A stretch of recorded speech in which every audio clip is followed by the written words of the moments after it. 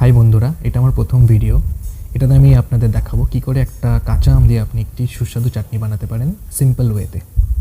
তো এটা বানানোর জন্য প্রথমে নিয়ে নিতে হবে একটা কাঁচা আম, শুকনো লঙ্কা, 5 ফোড়ন, হলুদ, চিনি, সর্ষের তেল। প্রথমে কড়াইতে সর্ষের তেলটা দিয়ে খানিকক্ষণ গরম করতে হবে। এরপর একটা শুকনো লঙ্কা এবং 5 ফোড়ন দিয়ে কিছুক্ষণ রেখে দিতে হবে।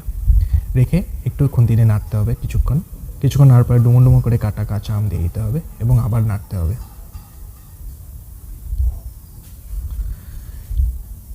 এরপর হালকা নাড়ার পরে লবণ দিয়ে দিতে হবে টেস্ট অনুযায়ী, এটা আপনি স্কিপ করতে পারেন। তারপর হলুদ, তারপর নাড়তে হবে।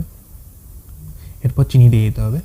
এক্ষেত্রে কিন্তু আপনি গুঁড়ো দিতে পারেন, আমি দুটোই দিয়েছি, গুড়টা কম্পালসারি নয়, আপনি স্কিপও করতে পারেন, কিন্তু আমি এটাতে খেজুর গুড় ব্যবহার করেছি। এরপর নাড়ার পরে অনেকক্ষণ রেখে দিতে হবে যতক্ষণ না এই স্টিকি ব্যাপারটা চলে আসে। স্টিকি ব্যাপারটা চলে আসলেই আপনার চাটনি রেডি। তো একদমই সিম্পল ওয়েতে আমি দেখিয়ে দিলাম যে কী করে চাটনিটা বানাতে হয়, এবং এটা খেতে কিন্তু খুবই সুস্বাদু।